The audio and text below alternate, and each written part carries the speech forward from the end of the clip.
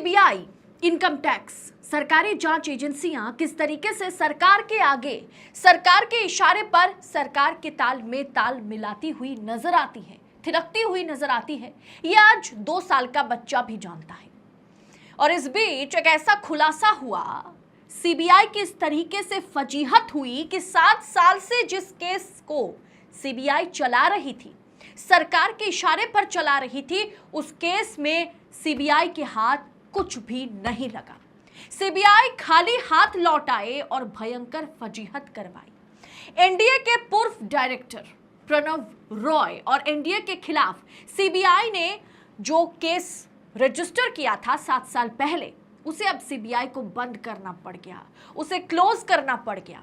सोचिए, 7 साल से जिस केस को सीबीआई चला रही थी, उसमें सीबीआई सबूत नहीं जुटा पाई आरोपियों के खिलाफ और उन्हें बाइज्जत बरी कर दिया गया।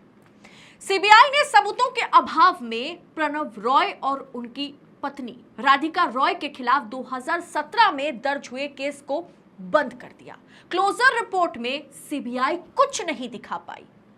एनडीटीवी 7 साल पहले आप सोचिए किस तरीके से इकलौता चैनल था एनडीटीवी जो मुखर होकर, जो बेबाक और बेखौफ पत्रकारिता को जारी रखा था, जहां रविश कुमार प्राइम टाइम के एंकर हुआ करते थे, जिसे बाद में अडानी ने खरीद लिया या उनसे खरीदवाया, मतलब कहीं ना कहीं उनसे खरीदवाया गया।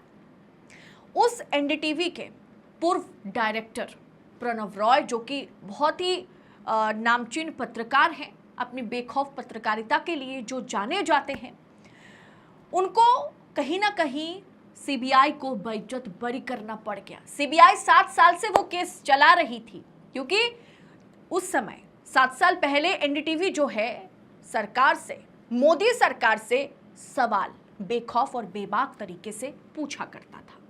इसीलिए उनके खिलाफ मामला दर्ज किया गया था, मनी लॉन्ड्रिंग का मामला था, जिसके बाद अब जाकर के 7 साल बाद ही सही, लेकिन उन्हें बेइज्जत बरी करना पड़ गया, क्योंकि आप सत्य को परेशान कर सकते हैं पर पराजित नहीं।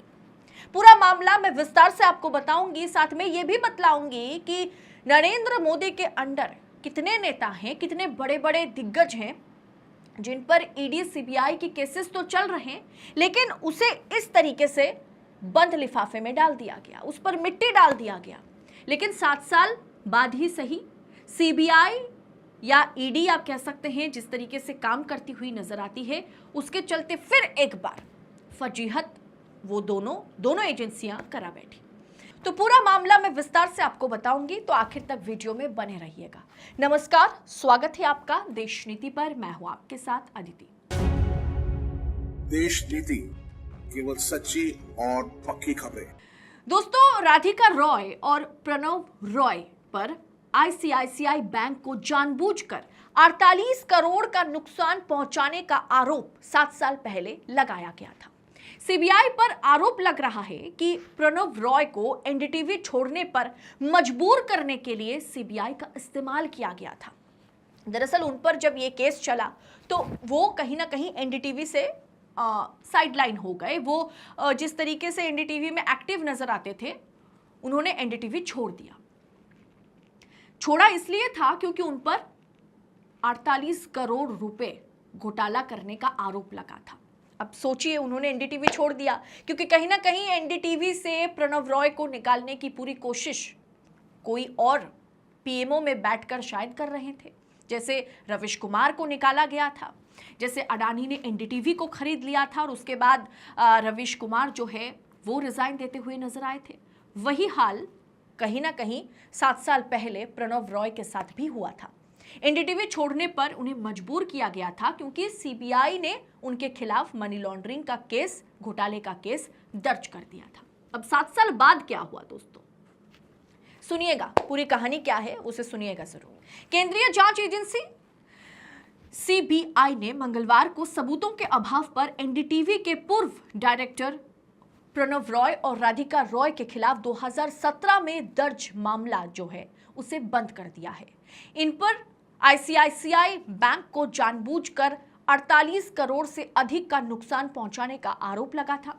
सीबीआई ने 2017 में रॉय एक निजी कंपनी और अन्य के खिलाफ एक निजी बैंक को कथित तौर पर नुकसान पहुंचाने का मामला दर्ज किया था। ये मामला 2009 में रॉय द्वारा आईसीआईसीआई बैंक से लिए गए 48 करोड़ रुपए के बैंक लोन डिफॉल्टर के तौर पर रखा गया था। सीबीआई की एफआईआर के अनुसार एनडीटीवी के पूर्व डायरेक्टर प्रणव रॉय ने आरआरपीआर होल्डिंग्स प्राइवेट लिमिटेड नामक कंपनी के लिए ये लोन लिया था, जिसके बाद वो डिफॉल्टर साबित हुए थे। सीबीआई के मामले के बाद प्रवर्तन निर्देशालय यानी ईडी ने भी इस मामले में रॉय के खिलाफ मामला दर्ज किया था। सीबीआई ने क्वांटम सिक्योरिटीज लिमिटेड के संजय दत्त की शिकायत के आधार पर 2017 में एफआईआर दर्ज की थी, जिसमें आरोप लगाया गया था कि रॉय से जुड़ी companies RRPR holdings private limited ने एनडीटीवी में 20% हिस्सेदारी हासिल करने के लिए इंडिया बुल्स प्राइवेट लिमिटेड से 500 करोड़ रुपए का कर्जा लिया था। दोस्तों, शिकायत यह भी दर्ज कराई गई थी, आरोप यह भी लगाया गया था कि रॉय ने सेबी या सूचना एवं प्रसारण मंत्रालय यानी जो ब्रॉडकास्टिंग डिपार्टमेंट है उसको सूचित किए बिना ही ये कर्जा लिया था और उसे वो पूरी तरीके से शोध नहीं कर पाए थे।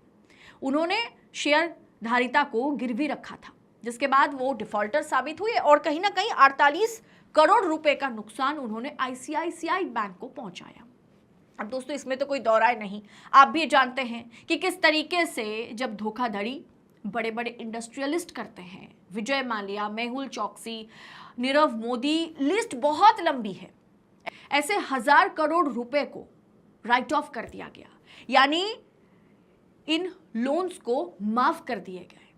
लेकिन प्रणव रॉय, एनडीटीवी, राधिका रॉय जो कि सरकार से सवाल पूछने का काम किया करते थे, उनकी कहीं ना कहीं जुबान काटने की कोशिश 2017 में की गई थी। सामने उत्तर प्रदेश का चुनाव था, उसके बाद 2019 में फिर से लोकसभा का चुनाव था। ऐसे में एनडीटीवी का गला दबाना, ऐसे में अब कह सकते कि प्रणव रॉय, राधिका रॉय का गला दबाना कहीं ना कहीं मोदी जी को फायदेमंद लगा। और क्या वो इसी के चलते सीबीआई को इस काम पर लगाए थे? सोचिए, दो बड़े बड़े जर्नलिस्ट के खिलाफ जब 48 करोड़ रुपए घपलेबाजी घोटाला करने का आरोप लगता है तो कोई भी ईमानदार पत्रकार जो है वो अपने पद से इस्तीफा देता है। अब हर कोई निर्मला सीतारमण तो है नहीं, हर कोई बीजेपी के दिग्गज मंत्री तो है नहीं जो तमाम आरोप लगने के बाद भी भाई मैं अपना कुर्सी तो नहीं छोड़ूंगा। उन दोनों ने ही अपने अपने पद से इस्तीफा दे दिया था, एनडीटीवी से नाता उन्होंने तोड़ दिया था ऑफिशियली। अब ऐसे में दोस्तों, आज 7 साल बाद पता चलता है कि सीबीआई के पास कोई सबूत है ही नहीं, सीबीआई कोई सबूत जुटा ही नहीं पाई। आपको मैं एक एक कर बता देती हूं कि भाजपा के साथ फिलहाल जुड़े हुए हर एक नेता पर किस तरह के आरोप है, कितने करोड़ के आरोप है और उनके मामले को किस तरह से रफा दफा कर दिया गया। सबसे पहले आता है अजीत पवार, जो कि महाराष्ट्र के डिप्टी सीएम हैं अभी। उन पर जो है कि सिंचाई घोटाले का आरोप है, जो घोटाला करीब करीब 800-900 करोड़ का माना जाता है। स्टेटस जो है, ईडी की जांच जो है वो पेंडिंग मोड पे चला गया था और फिलहाल के लिए क्लोजर रिपोर्ट में इस केस को पूरी तरीके से रफा दफा कर दिया गया।